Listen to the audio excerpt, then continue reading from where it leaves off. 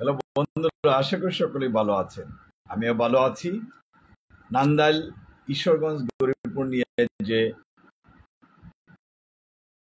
গরিপুর নিয়ে যে চৌকি আদালত রয়েছে সেইটার একটা পেজ ওপেন করে লাইভে আসলাম অনেকের সাথে পরিচিত হওয়ার জন্য।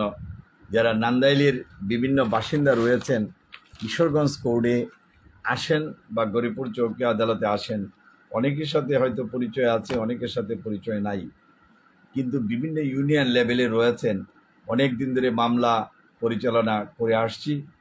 এই কোর্টে আমার এই রিলেটিভ একসময় প্র্যাকটিস করতেন, আজকে হয়তো উনি নাই। যাই হোক, নান্দাইলের যারা বাসিন্দা রয়েছেন, আসলে অন্তত পক্ষে এক কাপ চার দাওয়াত রইল গরিপুর এবং ঈশ্বরগঞ্জ কোর্টের। কারণ নান্দাইলের মধ্যে নান্দাইল যে ইউনিয়ন, মহাজমপুর ইউনিয়ন বা চণ্ডীবাসা বা রাজগাতি, মুসল্লি, সিংরুল, আসারগাঁও, শেরপুর, কারোয়া এবং জাঙ্গিরপুর ইউনিয়ন যারা বাসিন্দা রয়েছেন, আমার চেম্বারটাতে আসবেন এবং পরিদর্শন করবেন। কারণ হচ্ছে আপনাদের সাথে আমি পরিচিত হতে চাই। এছাড়া ঈশ্বরগঞ্জের মধ্যে ঈশ্বরগঞ্জ যে গরিপুর বা অন্যান্য যে থানা লেভেলের অনেক সময় মামলার জন্য সেখানে যান।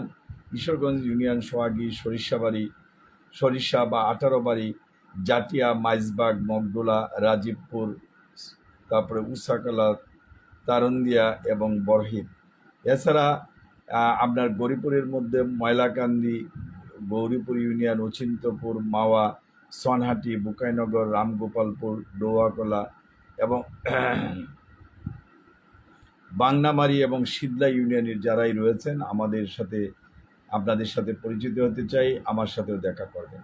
কারণ এই পেজটা কে কতটুকু দেখেন আমার কিন্তু জানা নাই, কিন্তু হয়তো হঠাৎ করে একজন আইসা বললেন যে আমি রাজগাতি থেকে আসছি বা মুসল্লি থেকে আসছি অথবা বা শিবপুর থেকে আসেন, আসলে কিন্তু বা যারা আমাকে চিনেন না তাদের সাথে তো পরিচয় হওয়ার প্রয়োজন আছে।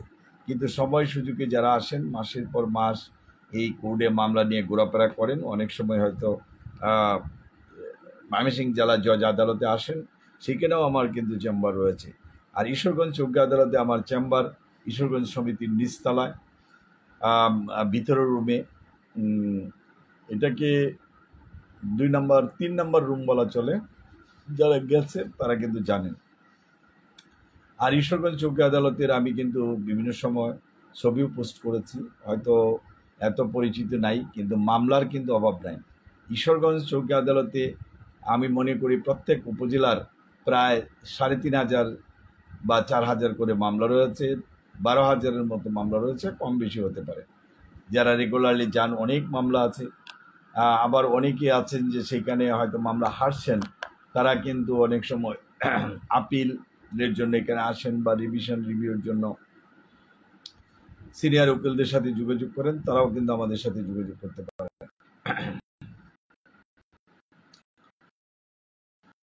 যারা আমার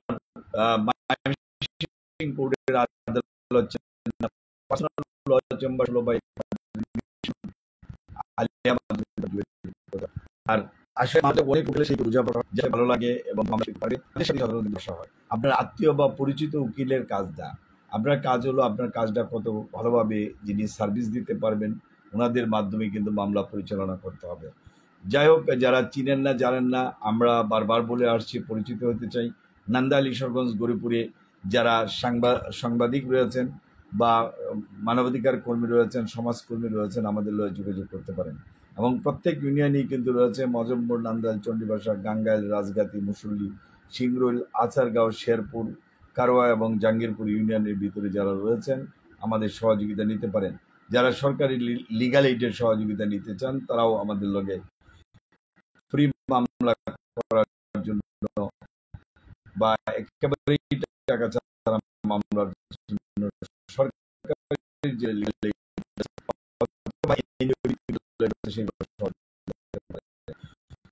আমরা মনে করি একজন যদি আমার এই আশা করি লাইক দিবেন বা আমাদের যাতে আপনাদের সাথে পরিচিত হয়ে আমরা কাজ করতে পারি। কারণ হচ্ছে যে মামলা কিন্তু অনেক দিন ধরে চলছে, একজনের মাধ্যমে হয়তো সেই ধরনের উপকার পাচ্ছেন না, এখন কি করবেন, কার কাছে যাবেন, বা আপনার আপিল করার প্রয়োজন বা রিভিশন করার প্রয়োজন হাইকোর্টে, বা আপনারই হয়তো আত্মীয় অন্য গাজীপুর কোর্ট বা ঢাকা কোর্টে রয়েছে, সেগুলোর ব্যাপারেও আমাদের সাথে কথা বলতে পারেন, পরিচিত হতে পারেন, জানতে পারেন।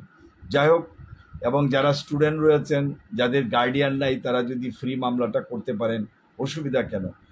যার জন্যই একজন আরেকজনের সাথে কিন্তু ভিডিওটা শেয়ার করতে হবে।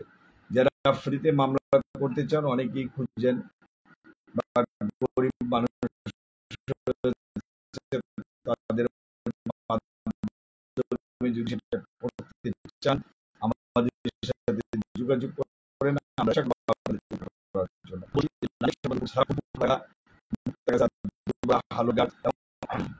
আপনার 30 গাঁও, আপনার ভালুকা এবং থানার ভিতরে যারা আছেন সহযোগিতা নিতে পারেন। গাজীপুর, ঢাকা কোর্ট এবং ঢাকা হাইকোর্ট, সুপ্রিম কোর্টের যে কোনো বিষয়ে কিন্তু মামলা নিয়ে আমাদের সাথে কথা বলতে পারেন। বিশেষ করে যে নান্দাইলে যারা বসবাস করেন, গরিপুর শহরে যারা বসবাস করেন, বা ঈশ্বরগঞ্জ শহরে যারা বসবাস করেন, সবার সাথে কিন্তু সবারই মিল থাকে, এ কথা না, কিছু বেশ কম কিন্তু হয়েই থাকে। সুতরাং আপনি যদি ডিফারেন্ট টাইপ অফ অ্যাডভোকেটের সাথে আলোচনা করতে চান, আমাদের সাথে আলোচনা করতে পারেন। এবং আপনাদের প্রতি একটা বিশেষ রিকোয়েস্ট, আমার এটাতে খুব বেশি ফলোয়ার নাই, যদি একটু ফলো করেন বা একটু লাইক দেন, শেয়ার দেন, তাহলে আপনাদের এই চোখে আদালতের মধ্যে যে বসি, এটা অনেক প্রচার এবং প্রসার হবে, অনেকে হয়তো জানতে পারবে।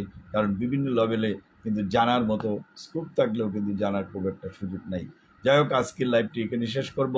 যদি আপনাদের ভালো লাগে, একটা লাইক এবং শেয়ার দিবেন, এইটাই আমার